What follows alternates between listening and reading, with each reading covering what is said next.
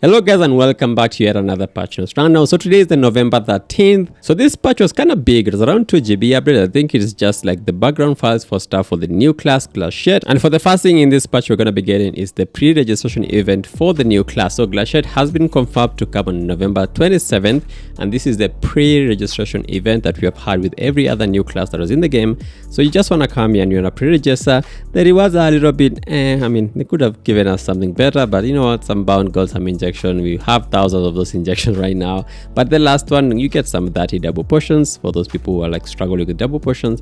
But yeah, so you want to pre-register for this. When the class releases, you should be able to get these rewards. It's gonna fill up extremely fast, and you also get one day Fantasia once you pre-register. So just click that, you're gonna get the Fantasia pass, and then once the class releases, we will be able to get all the remaining events. I have tried out the class. The class is really good. I have a guide already on my channel. If you are interested in the class, you want to check that out. And yeah, so that is it about the Glaciette class. One really crazy class, by the way. The next small change that is coming is an addition to the new race. So Apocalyptic Descent is now getting a legend mode, which is now active. Once you complete your elite, you should be able to do legend mode. That will be launching on November 14th. That is tomorrow. Today is November 13th, so tomorrow it should be active. There is always a leaderboard for this mode as well. So you want to get your team the wells, you want to go there, do your time trial. The faster you kill it, the better rewards you're gonna get when it comes to the leaderboard. So good luck to anyone who's going to attempt this.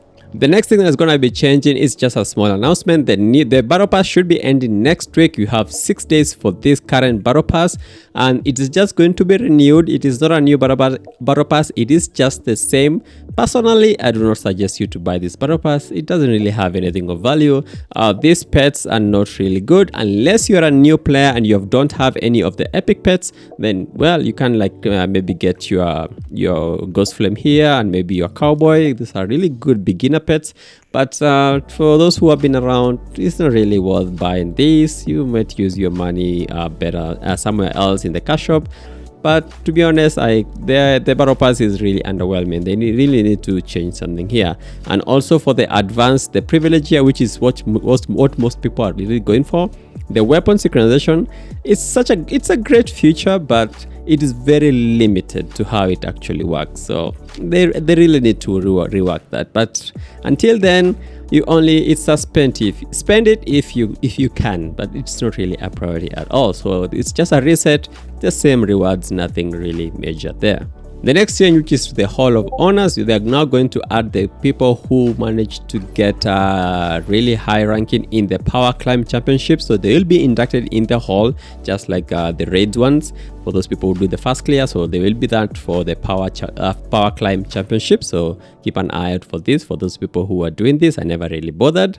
But yeah, the people who top this in the leaderboard should be able to be inducted into the Hall of Honor for this mode. Next, we're going to go to the optimizations coming in this patch, and the first one is in the chat. So in the chat, you can now click anyone's name and then you can view their info. For example, this, just click it, view info, and you can like really stalk whoever you want. You don't have to be in their party. So just click it, view info, you can see everything, their build, their skills. So yeah, you can like see anyone who is recruiting. Click, see if they're actually good. If you want to carry them. If you don't, yeah, you don't have to join the party. So it's a small quality of life there.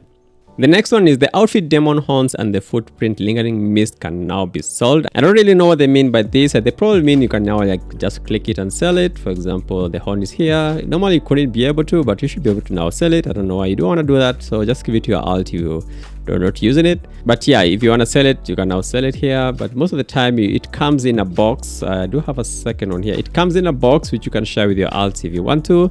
So don't really sell it. Just give it to your alts if you still haven't opened this other chest that you got from the event and stuff. And then the next change is in terms of crafting the pure virtues. So if you have this virtuous vase and they are bound like this, we do get this from events from time to time. When you go and craft the bigger version that gives you the one that you can use account energy with, it's going to prioritize using the bound ones before using those that are unbound. So this will just prioritize now the bound ones and keep the tradable ones free if you want to sell those.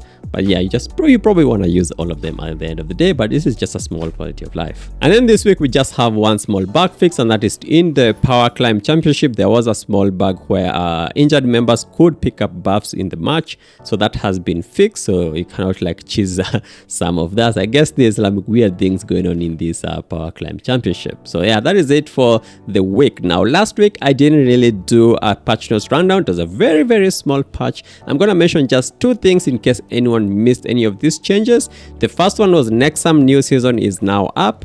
So for those people who didn't do any of this or forgot about this, so Nexam is up. All the fast clear rewards have reset. We also got new card sets, so we do have new card sets. Now these card sets are pretty good, and the Shadow of Void is something I would suggest for you guys to go for. The Shadow of Void is a really good set. You do get a lot of crit damage at the end, and with a really very good generous duration. It's around 20 seconds, since you can always reset this duration by using 5 skulls. Really good set. So Shadow of the Void is going to be replacing the Beast Legion on the BIS card pack, the card set that I told you guys before in the previous guide. So Beast Legion is now a lower priority. Once you get Shadow of the Void, you're not going to be replacing that, and you're going to have Shadow of the Void, Chrome Military, and Ancient Guardian as the BIS so far. The Tide of Deep Space just gives you a lot of shield break. Personally, I don't think it's such a big deal, the both shield break. So if you get it, you can use it, but it's not really a high priority. Another notable change that I did not mention last week is in your cash shop. When you go to redeem on the guild treasury, you're gonna be getting any runestones if you do not do the new raid. I actually I was a little bit preoccupied. I could not actually do raids last week, so I did miss everything.